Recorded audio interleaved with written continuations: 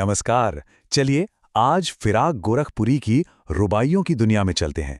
ये एक ऐसी कविता है जो माँ के प्यार और परिवार के वो जो छोटे छोटे दिल को छू जाने वाले पल होते हैं ना, उन्हें बहुत ही खूबसूरती से हमारे सामने रखती है। तो इस खूबसूरत कविता को समझने के लिए हम क्या-क्या देखने वाले हैं। सबसे पहले तो हम रुबाई को समझेंगे कि ये होती क्या है। फिर माँ के प्यार की दुनिया में झांकेंगे, त्योहारों की रौनक देखेंगे और फिर देखेंगे कि कैसे एक आईने में चांद उतार आता है। और आखिर में इस कविता की आत्मा क्या है, उस पर बात करेंगे। अच्छा, तो सबसे पहले बात करते हैं रुबाई की, यानी इस कविता की अनोखी बनावट की। देखिए, हर कविता की ना अपनी एक अलग धुन होती है और रुबाइया की धुन को पकड़ने के लिए इसकी बनावट को समझना बहुत जरूरी है। जरा इस पर गौर कीजिए। आंगन पे लिए चांद के टुकड़े को खड़ी, हाथों पे झुलाती है उसे गोद भरी, गूंज उठती है खिलखिलाते बच्चे की हंसी। यहां पर देखिए, खड़ी, भरी और हंसी, ये जो पहली, दूसरी और चौथी लाइन के आखिर में तुकबंदी है ना, बस यही रुबाई की असली पहचान है। एक संगीत सा बन जाता है। तो मतलब साफ है, रुबाई क्या है? ये उर्दू और फारसी की 4 लाइनों वाली एक कविता होती है। इसमें पहली, दूसरी और चौथी लाइन में तो तुकबंदी होगी, पर जो तीसरी लाइन है वो बिल्कुल आज़ाद होती है। मतलब ए ए बी ए का पैटर्न, और इसी से इसमें एक खास किस्म की संगीतात्मकता आती है। चलिए, अब जब हम इसकी बनावट समझ ही गए हैं तो सीधे कविता के दिल में उतरते हैं। देखते हैं कि माँ की ममता भरी दुनिया कैसी है और कैसे बिल्कुल रोजमर्रा के काम भी गहरे प्यार का इजहार बन जाते हैं। कविता की शुरुआत ही देखिए कितनी प्यारी है। आंगन में लिए चांद के टुकड़े को खड़ी, एक माँ है जो आंगन में खड़ी है और उसकी गोद में कौन है? उसका चांद का टुकड़ा, मतलब उसका बच्चा। ये एक लाइन ही अपने आप में एक पूरी कहानी कह देती है ना? और यहीं पर कवि कमाल करते हैं वात्सल्य रस का। बच्चे को चांद का टुकड़ा कहना, ये कितना प्यारा मेटाफर है। फिर वो जो उसे हवा में लोका देती है, मतलब उछालती है, बस सोचकर ही बच्चे की खिलखिलाहट कानों में गूंजने लगती है। हमारी आंखों के सामने एक जीता जागता दृश्य बन जाता है। अब कहानी थोड़ी और आगे बढ़ती है, एक और बहुत ही कोमल से पल की तरफ।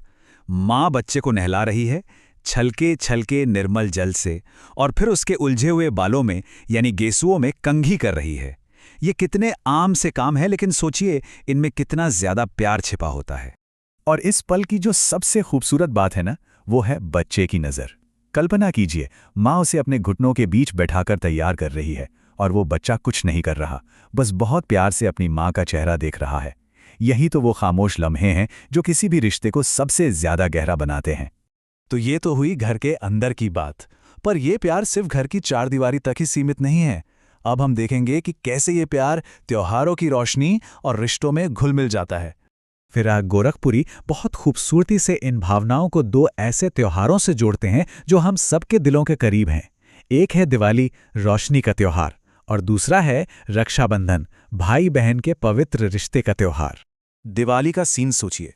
घर में साफ सफाई हो गई है, घर सज गया है, माँ बच्चे के लिए प्यारे प्यारे चीनी के खिलौने लेकर आई है, और फिर वो अपने बच्चे के छोटे से मिट्टी के घरौंदे में एक दिया जलाती है। उस वक्त माँ के चेहरे पर जो नर्म दमक होती है, जो हल्की सी चमक होती है, वो सच में देखने लायक होती है।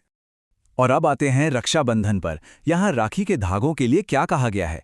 बिजली की तरह चमक रहे हैं लच्छे। क्या कमाल की उपमा है। ये सिर्फ धागे नहीं हैं, ये उस रिश्ते की चमक है, उसकी पवित्रता है जो बिजली की तरह कौंध रही है। कवि यहाँ एक पूरी तस्वीर खींच देते हैं। बहन कैसी है? रस की पुतली, मतलब मीठी बोली वाली। माहौल कैसा है? आसमान में हल्के हल्के बादल छाए हैं, और उस माहौल में वो बिजली की तरह चमकती राखी अपने भाई की कलाई पर बांध रही है। ये सारी चीजें मिलकर उस त्योहार की पवित्रता को कई गुना बढ़ा देती हैं। अच्छा, अब हम कविता के एक ऐसे हिस्से पर आ गए हैं जो मुझे लगता है अपने आप में एक पूरी छोटी सी कहानी है। ये कहानी है एक माँ के प्यार की और उसकी कमाल की समझदारी की।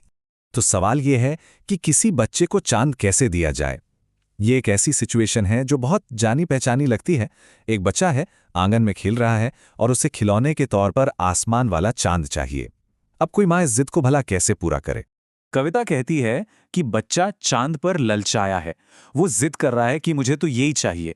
ये एक बच्चे की वही मासूमियत है जो ऐसी चीज मांग बैठती है जो उसकी पहुंच से बहुत दूर है।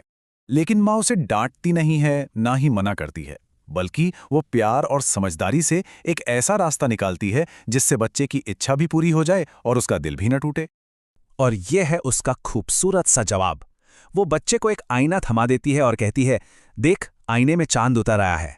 बस एक पल में माँ ने आसमान को जमीन पर उतार दिया और बच्चे को खुश कर दिया। तो हमने अब तक देखा कि कैसे इतने साधारण, इतने आम से पलों में कितना गहरा प्यार छिपा हुआ है। पर सवाल ये है कि कवि ने ऐसा क्या किया कि ये पल इतने यादगार बन गए। चलिए जरा इसकी काव्य सुंदरता पर भी एक नज़र डालते हैं। देखिए, इस कविता की सुंदरता सिर्फ भावनाओं में नहीं, इसकी भाषा में भी है। जैसे चांद के टुकड़े कहना, ये रूपक अलंकार है। रह रहे या छलके छलके जैसे शब्दों को दोहराना, इससे एक लय बनती है। और कंघी करके में क की ध्वनि का बार बार आना, ये सब छोटी छोटी चीजें मिलकर उस वात्सल्य रस को, उस माँ के प्यार को और भी ज्यादा गहरा बना देती हैं। तो असल में रुबाइयों का असली जादू यही है। ये हमें सिखाती है कि हमारी जो रोज की जिंदगी है ना, उसी में असाधारण सुंदरता और गहरा प्यार छिपा हुआ है। प्यार के लिए किसी बड़े कारनामे की जरूरत नहीं है, वो तो इन छोटे छोटे घरेलू पलों में ही बसता है। और आखिर में ये कविता हमें एक बहुत ही खूबसूरत सवाल के साथ छोड़ जाती है। अगर एक बच्चे की हंसी में कविता है, माँ के प्यार भरे स्पर्श में कविता है, तो क्यों ना हम सब भी सोचें कि हमारी अपनी जिंदगी में ऐसे कौन से पल हैं जिन्हें अगर हम ध्यान से देखें तो उनमें भी एक कविता छिपी